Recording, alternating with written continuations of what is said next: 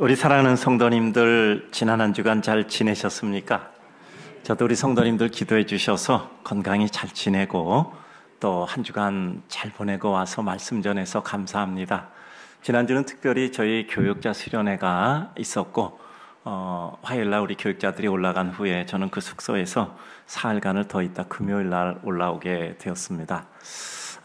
그 숙소의 위치가 바닷가에 바로 있어서 종일토록 바다를 쳐다보고 있을 수 있어서 마음이 참 좋았습니다.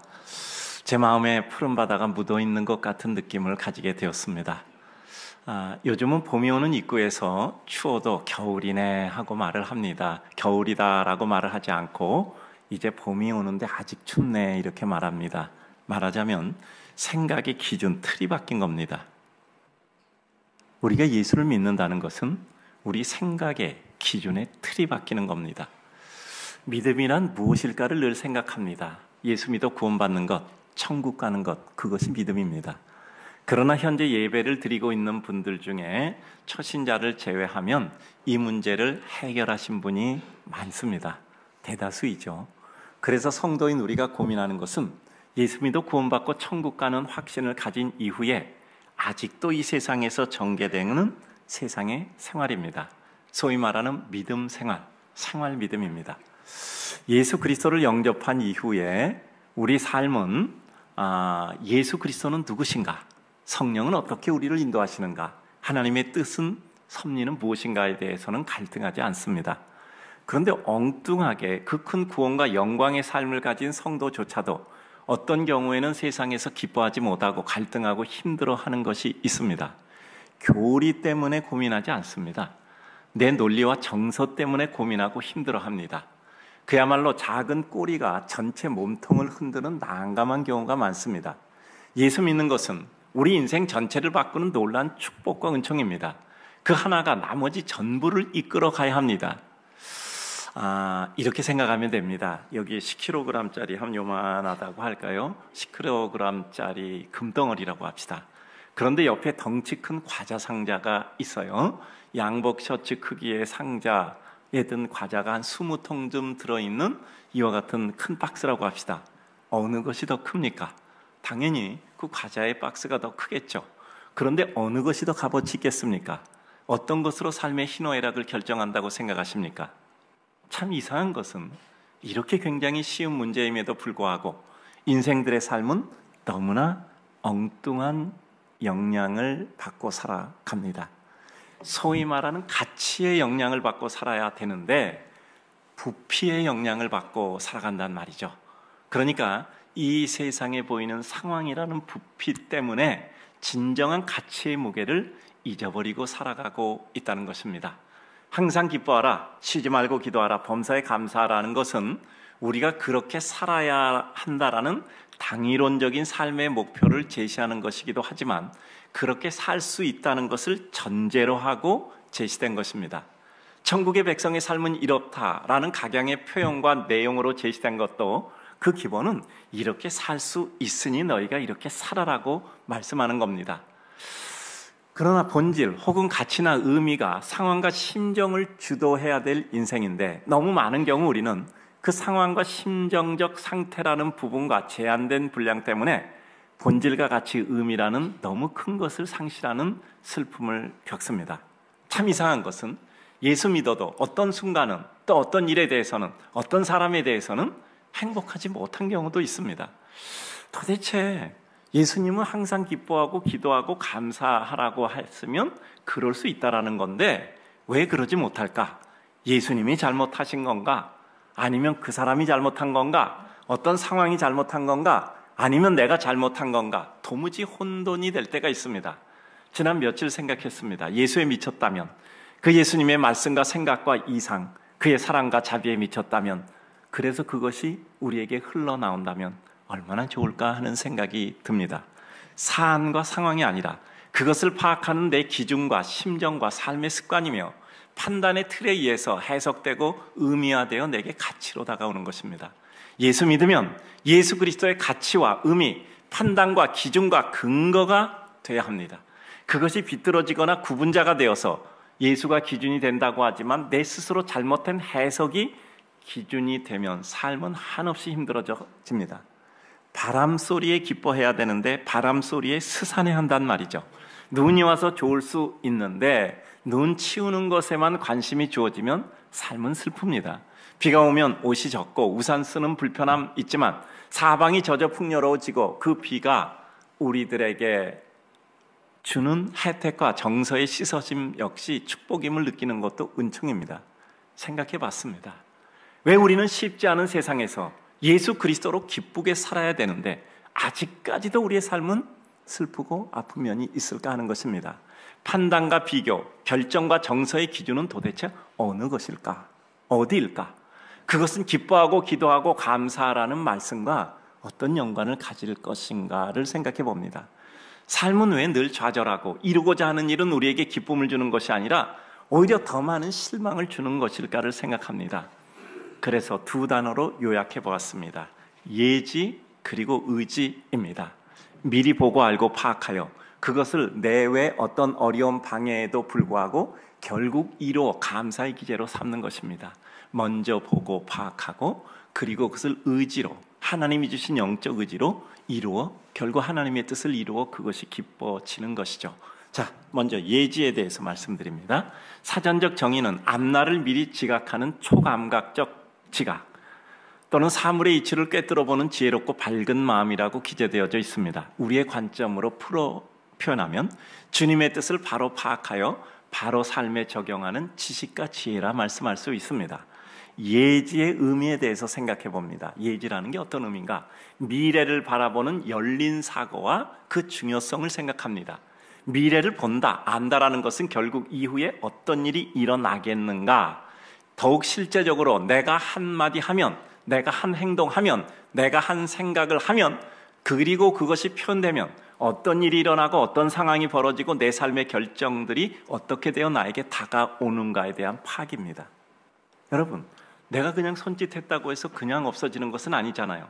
내가 손짓한 결과로 이루어지는 것이 있습니다. 그리고 나는 반드시 그 장면과 약간의 시간 후에 맞닥뜨리게 될 것입니다. 그것을 미리 파악해서 생각하고 행동하는 거예요.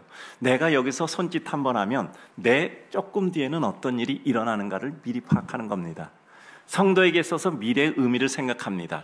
성도 개인에게 있어서 무엇이 미래입니까? 단답으로 하면 주님의 뜻과 섭리가 미래입니다. 그것을 파악함으로 주님의 뜻을 이루어 드림이라고 답할 수 있습니다. 그리고 그것으로 인해 주님께서 섭리하실 내 앞에 펼쳐질 상황과 여건입니다. 왜 우리는 미래를 바라봐야 할까요? 현재를 살고 있는 우리인데 왜 우리는 그냥 주어진 상황과 느낌, 사고를 넘는 앞으로의 일에 대해서 생각하고 대처해야 되는가요? 앞에 일어날 일은 그냥 생각으로 끝나는 허상이 아닙니다. 실제이기에 그것을 바라보고 파악하고 준비하고 대처하는 것은 필요 없는 것이 아니라 그냥 삶과 내 인생의 실제이기 때문입니다. 미래는 생각이 아니라 생각한 결과 내가 호흡하고 말하고 움직인 것이 그대로 나에게 마주하게 되는 장면이기 때문입니다. 미래를 바라보지 않을 때 우리에게 일어나는 일들 생각합니다. 준비되지 않은 미래는 두려움과 공포의 시간으로 인해 그것을 넘어가지 못하게 하고 주저앉게 합니다. 미리 보는 예지에 대한 나태와 무시는 우리를 늘 준비되지 않은 상황과 맞닥뜨리게 해서 우리에게 사실 이상의 어려움, 낙담, 그리고 원망, 한탄이란 무너짐을 줄 뿐입니다. 미리 봄이라는 예지력을 확보하는 방법, 미래를 본다는 것은 결국 멀리 보는 것이며 눈앞의 현실을 넘어야 멀리 보이고 미래가 보입니다. 멀리 봐야 합니다. 눈앞보다는 최소한 멀리 봐야 합니다. 눈앞의 일들은 그것이 마치 우리 인생의 전부인 양 현란히 우리를 붙잡아 매두려 합니다. 현재는 그러나 과거와 미래를 포함한 인생 여장에서 3분 아래 한 분야입니다. 과거도 내 인생이고 현재도 내 인생이고 그것으로 이루어질 미래도 내 인생입니다. 그냥 되는 것 아무것도 없습니다. 과거가 쌓여져 현재가 있는 것이고 현재가 흘러가 미래가 되는 것입니다.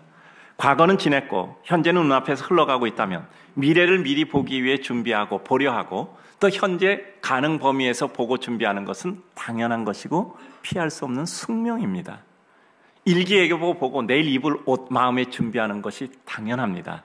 내 인생의 내일과 내년과 5년 후, 10년 후, 20년, 30년 후가 어떨 것인가를 생각하고 대처하는 것은 일기예보 보고 내일 비 오니까 옷 준비하고 우산 준비해야 되겠다라는 것과 너무나 일치하게 당연합니다. 일기예보 보고 내일 옷까지와 우산 준비하지 않습니까? 예지라는 것은 내게 어떤 일이 일어날까, 그리고 나의 생각과 행동과 몸짓과 그리고 나의 모든 결정은 나에게 어떤 일이 일어나게 하는가를 정확히 보게 되고 거기에 대비하는 것이죠. 왜 우리는 나는 현재에 충실하게 살아가요? 라는 것을 마치 정가의 보도처럼 생각하십니까? 우리 인생 말씀드렸잖아요. 현재가 전부가 아닙니다. 우리는 과거도 나고 현재도 나고 이것으로 말미암아 얻어질 미래도 나예요. 현재는 과거가 포함되어진 것처럼 미래 역시 현재가 포함되어져 있습니다. 미래를 위한 구상을 하고 시간표 짜고 내용을 계획하며 준비를 위한 한 단계씩의 실행하는 것은 내일 아침을 위해 무엇을 준비할까 생각하고 잠드는 정도로 단순하고 당연한 겁니다. 내일 일은 난 몰라요. 하루하루 살아요. 그것은 이것과는 다른 의미입니다. 염려, 걱정을 주님께 맡기고 나는 하나님의 은혜로 준비하는 것입니다. 눈앞의 현실을 넘어야 합니다. 고정된 것 아니고 순간과 개인에 따라 다를 수 있으나 과거, 현재, 미래에 각각 비율을 가지고 우리는 하루하루의 삶을 구성하고 있는 것입니다. 주님은 오시기 전부터의 예언과 그 성취, 그리고 현재적 인생에 대한 사랑의 실현, 그리고 그 모든 것을 십자가의 죽음과 부활을 통해 인생의 모든 죄를 씻어주시고 그들에게 영원한 생명 주심에 초점이 맞추어져 있는 그의 공생애를 실현하셨습니다. 주님의 삶을 보면, 이 세상에서 역사, 공생애적 사역을 보면 반드시 과거와 현재와 미래는 이와 같이 연결되는 일체였습니다. 주님을 따르는 우리 역시 그 패턴을 따르는 것은 당연하고 옳습니다. 반드시 현재도 과거 생각하고 현재도 미래를 포함한 현재적 실행이 있어야 합니다. 우리는 삶은 당연히 미래적으로 살고 있어요. 왜냐하면 지금 내가 결정하고 생각하고 행동하는 것이 나의 미래에 그대로 판바가 나온단 말이에요. 그러니까 지금 사는 건 이것이 미래입니다. 지금 살아온 결과가 조금 있다가 미래에 딱 눈앞에 다가오는 거예요. 그러니까 우리는 현재도 미래적으로 살고 있는 거죠. 근데 그 순간조차 현재적으로 산다고 생각하는 행위와 생각의 협치가 전혀 이루어지지 않을 때가 많습니다. 나의 현재는 나의 미래와 똑같은 등식의 관계에 있는 거예요. 미래가 그냥 뻥 하고 생기는 것이 아니라, 튀겨지는 것이 아니라 내가 지금 어떤 생각하고 어떤 준비하고 어떻게 살아갔는가가 다음 페이지 넘기면 그대로 내 눈앞에 나타나는 것이죠. 한 박자만 빠르게 생각하고 행동해도 우리는 계속 여유로운 걸음을 지속할 수 있습니다. 눈앞의 현실을 바라본다는 것은 결국 이것 역시 현상 속에서 의미를 파악하는 거예요. 우리는 전도서 말씀 읽었는데 잠시만 요약합니다. 전도서 11장 1절. 너는 내 떡을 물에 던져라. 여러 날 후에 도로 찾으리라. 이 내용이 전부 예지와 관련돼 있어요. 미리 앞을 보는 겁니다. 미래를 바라보는 지혜로운 심는 삶이에요. 진정한 믿음의 투자를 하는 삶이죠. 내 떡을 물에 던져라. 여러 날 후에 도로 찾으리라. 미래에 어떤 일이 일어날 것을 알고 결정하여 실행하는 겁니다. 자, 7에게나 8에게 나누어질지어다. 무슨 재앙이 땅에 임하는지 내가 알지 못함이라. 미래를 바라보건대 인생이 가지고 있는 위험과 오류의 가능성을 인정하여 그 대처를 준비하는 겁니다. 이것도 역시 예지력입니다. 반드시 내 인생에는 내가 알지 못하는 반드시 어려움이 있다. 그것을 위해서 나는 그 어려움이 닥칠 때 어떤 걸로 대처한다는 이와 같은 삶의 위험 대비 분산을 말씀하고 있죠. 세 번째, 구름에 비가 가득하면 땅에 쏟아지며 나무가 나무로나 북으로나 쓰러지면 그 쓰러진 곳에 그냥 있으리라. 이게 또 굉장히 심오해요. 하나님께 대한 절대적 신뢰로 수용과 기다림입니다. 구름에 비가 가득하면 땅에 떨어지는 겁니다. 그 물이, 그 비가. 나무가 나무로나 북으로나 쓰러지면 그냥 그곳에 그냥 쓰러져 있는 거예요. 우리 인생은 내가 어쩔 수 없는 상황이 우리에게 닥쳐오는 겁니다.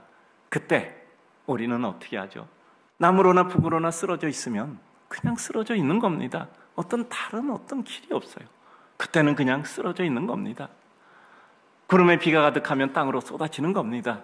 그냥 땅으로 쏟아져 급이 맞고 지내는 거죠. 하나님께 대한 절대적인 신뢰가 있다면 그것을 하나님의 뜻으로 받아들이고 쓰러져서 뭐하죠? 기다리는 겁니다. 하나님이 나에게 이와 같은 상황을 주었다면 이것을 통해 이룰 하나님의 뜻과 계획이 있을 것이다. 이제까지 파악한 하나님의 그 패턴 속에서 나에게 어떤 은혜를 주실까를 기대하며 기다리는 겁니다. 억지로 일어나는 것이 아니라 하나님이 일으켜 세울 때를 준비하며 기다리는 거죠. 인생에는 인생인 나로서 정말 어떻게 대처하지 못할 내 능력 범위를 벗어나는 시련과 아픔의 때가 있습니다. 정말 나로서는 어쩔 수 없을 때가 있죠. 유일한 길은 하나님을 신뢰하기에 그것을 수용하며 하나님의 때를 기다리는 것입니다. 쓰러져 누워있을 때도 그냥 엎드려져 있는 것이 아니라 바닥에 쓰인 글씨 보고 하늘에 써 있는 구름 글씨 보고 그리고 하나님께서 세우실 때를 준비하며 기다리는 것입니다. 풍세를 살펴보는 자는 파종하지 못할 것이요 구름만 바라보는 자는 거두지 못하리라. 핑계, 원망, 한탄, 남 탓하면 평생 그렇게 살다 끝납니다. 풍세나 살펴보고 이래저래 안 될 이유 찾고 그리고 구름만 바라보면 파종도 못하고 거두지도 못한단 말이죠. 우리는 한탄하고 핑계하고 원망하고 다른 사람 할 탓의 시간에 내가 지금 여기서 그러면 무엇을 해야 되는 것인가를 생각하여 하나님의 뜻을 찾아 구하여 그 일을 이루는 것입니다. 이와 같은 것이 앞을 바라보는 예지의 능력에 근거한 하나님의 지혜입니다. 두 번째, 의지. 우리가 앞을 봤으면 그걸로 일이 끝날까요? 앞을 봤다면 우리는 그것을 이루어야 되잖아요. 얼마나 많은 방해와 수고와 또 아픔이 있겠습니까? 그것을 하나님이 주신 영적인 의지로 헤쳐나가는 것이 믿음의 길이죠. 하나님이 내게 어려움도 주셨고 내게 기쁨도 주시고 내게 재앙이 아니라 기쁨의 은혜를 가지고 오셨다면 나는 이제 그것을 이루어야 하는 것이죠. 예지는 시작의 은혜고 의지는 그 예지를 완성하는 은혜입니다. 따라서 이 예지와 은혜라는 것은 반드시 한 세트로 우리들에게 주어지죠. 미리 보았다면 그 본 것을 이루는 수고와 땀의 대가를 치루어 그 생각하고 본 것을 이루는 과정과 결과가 필요합니다. 시작은 절반이지만 끝까지 이루어 마침은 전부입니다. 여러분 당연하잖아요. 하나님 이렇게 해주십시오 간절히 기도했으면 그 기도의 대가를 치르셔야 되잖아요. 하나님 내게 이런 축복을 주십시오라고 기도했다면 그 축복을 받을 대가를 치러야 되잖아요. 그게 정당하지 않습니까? 그게 정당하지 않습니까? 하나님 나에게 이런 복을 주십시오 하면 그 복을 받을 대가를 치르셔야 되지 않겠습니까? 하나님이 나에게 어떤 걸로 대가를 원하실까? 사랑으로, 또 기도로, 또 배려로, 친절로. 정말 친절하기 어렵잖아요. 그래요.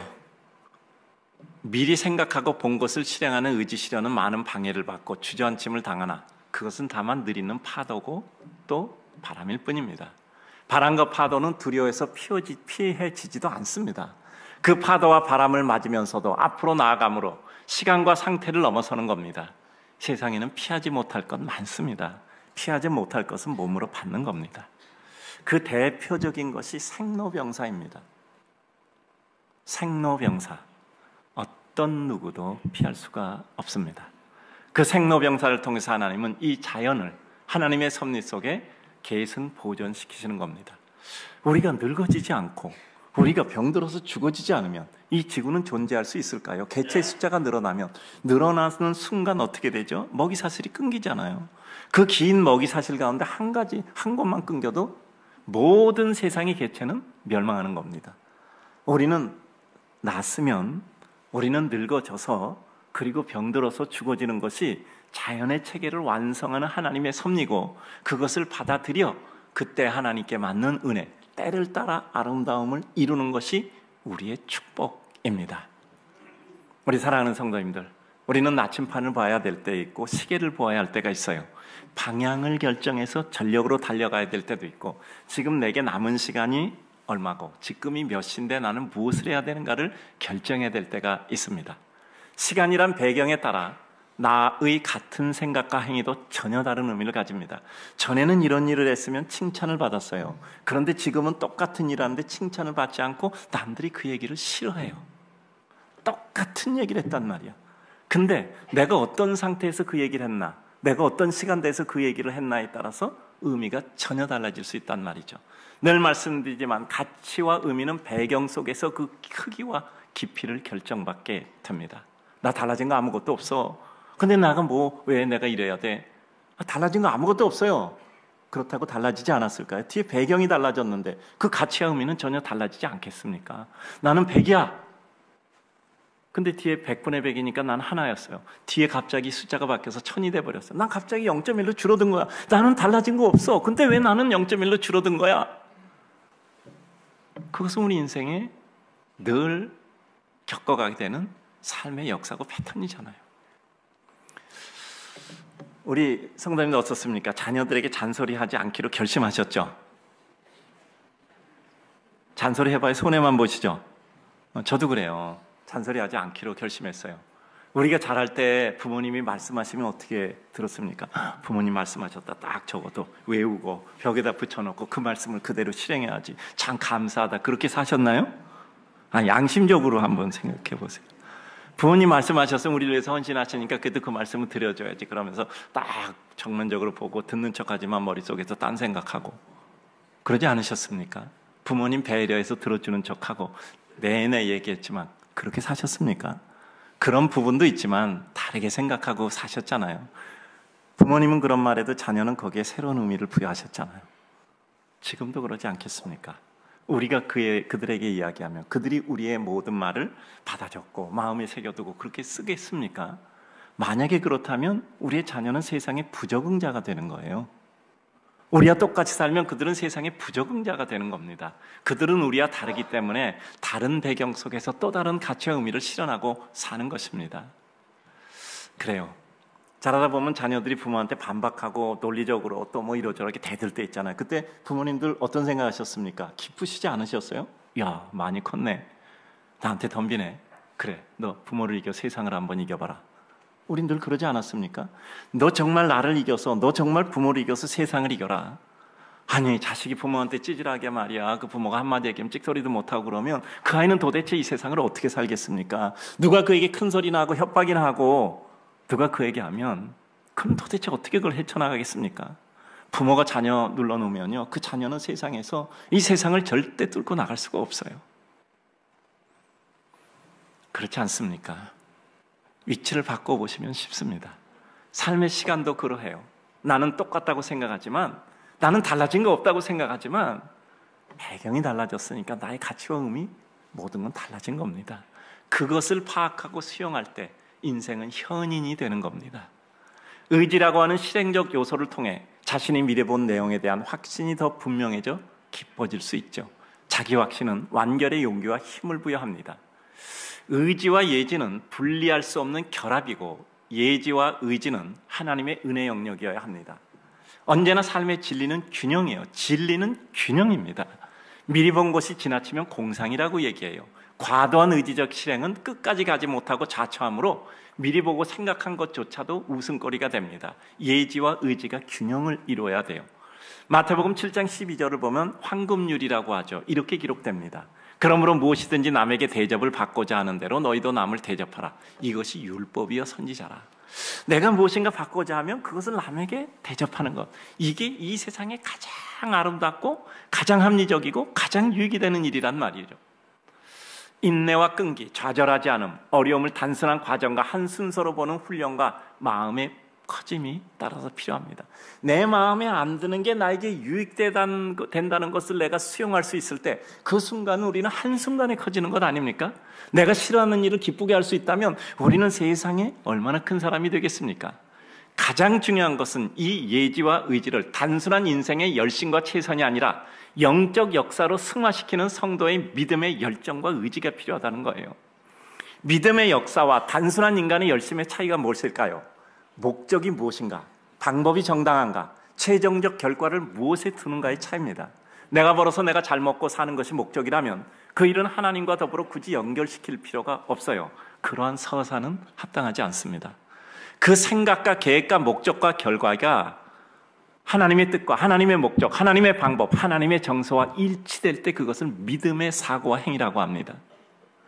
그런 인간적 사랑과 은혜의 범위의 갇힘을 넘어서는 하나님의 사랑과 은혜의 범위로 확장되는 겁니다. 거기서의 예지와 예지를 완성시키는 의지가 영적 사역이 되는 것이죠. 사랑은 문자나 음성의 언어로만이 아니라 그것이 전달되는 정서와 마음의 언어여야 돼요. 사랑은 목적만이 아니라 방법까지 합법화, 진실화, 정당화되어야 사랑입니다. 사랑은 공감돼야 되고 공감될 때까지 기다릴 수 있어야 되며 포기하지 않는 시도의 아픔이 포함되어 있어져야 해요. 조용히 기다려주는 것도 시도입니다. 여러분, 어떤 일을 적극적이지 않고 오히려 기다려줄 수 있는 것도 시도해요. 느헤미야 6장 15절 16절을 보면 정말 여기 예지에 의해서 이루어지는 의지의 완결이 이루어집니다. 느헤미야가 성벽 무너진 거 듣고 자기의 높은 자리에서 내려와서 자청해서 또 모든 준비 갖추어서 와서 수색 정찰하고 백성들을 결집해서 성곽 수축합니다. 그야말로 각종 방해는 다 받잖아요. 음모 그리고 여러 가지 그를 죽이려는 암살 계획. 그러니까 어떻게 삽니까? 정말 한 손에는 기계를 들고 한 손에는 병기를 들고 일을 해야 되는데 또 쳐들어온다니까 나가서 방어하려고 한 손에는 병기를 쥐고 한 손에는 기계를 잡고 그 일을 하는 거예요. 밤에는 옷도 못 벗고 그대로 자고 그대로 무기를 들고 이렇게 쳐들어오면 뛰어나가리라 하고 그런 잠을 자는 거예요. 그리고 52일 만에 일을 이뤘는데 모두가 합력하여 레고블록 맞추듯이 맞춰갔단 말이죠. 그래서 끝났어요. 끝났다는 게 중요합니다. 우리 성도님도 어떤 일이든지 마침표 찍으셔야 돼요. 내 인생에 마침표 찍고 끝나는가? 누구를 만나도 그 사람과에 있어서 그가 어떠하든 당신이 그래? 그건 나도 그래. 이건 아니에요. 당신이 그러든 않든 상관없이 나는 내가 약속한 건 지킨다. 그것이 우리의 마침표잖아요. 여러분 당신이 그래서 나도 그래. 그럼 우리가 뭡니까 도대체? 우리 믿음은 뭐예요 도대체? 그리고 상황이 그래. 그럼 우리 믿음은 뭐예요? 상황이 어떠하든 나는 내가 계획했던 것은 끝까지 이루는 거잖아요. 결국 52일 만에 성곽 수축의 역사가 끝납니다. 주변에 있는 대적들 크게 낙담하고 하나님께서 역사 이루신 걸 압니다. 성은 그들이 쌓는데 하나님께서 역사하셨다라고 그들이 알고 있는 것이죠. 그리고 어떻게 하죠? 수문 앞에 모여서 학사 에스라 모셔다가 믿음을 회복하고 그리고 성전에 인도알이 들고 있었던 도비야 일당의 대못을 빼죠. 그리고 어떻게 되죠? 그리고 사회개혁을 해나가잖아요. 개인 구원에서 사회 구원으로 나아가게 되는 것이죠. 이런 역사의 지속적 진행은 결국 영적 예지를 영적 의지로 완성하는 과정이었습니다. 자, 그러면 한 가지만 더 생각합니다. 예지와 의지를 완성하는 과정이 있는데 그것이 설득입니다. 여러분, 우리 삶 가운데 한 번 먹었다고 그게 쉽게 됩니까? 아니, 그렇게 쉽게 되면 누가 못하겠어요. 마음 먹어 또 어려움이 있어서 또 좌절되고 또 일어나서 복귀하고. 믿음은 복원 능력이라고 했잖아요. 자, 여기서 필요한 것이 자기 설득이에요. 가장 어려운 것은 자신 스스로를 설득하는 일입니다. 가장 어려운 것이 자기 설득이에요. 이 곡에 넘지 못하면 우린 발전 변화가 없는 석고화된 경화된 현상의 나일 뿐입니다. 굳어짐과 더불어 유연해지는 부드러움이 강함을 이기는 순간을 향해 오늘도 우리는 항해하는 겁니다. 자신의 설득은 진심한 회개와 그 회개가 새로운 길을 열어 보이는 정도의 순간까지여야 돼요. 여러분, 회개했다. 회개가 뭡니까? 진정한 회개는 마음의 슬픔과 자책감만이 아니에요. 진정한 삶의 세기를 보고 그리로 가는 것입니다. 여러분, 베드로가 예수님 만나 주여 나를 떠나소서 나는 죄인이로소이다 회개잖아요. 그래서 어떻게 했어요?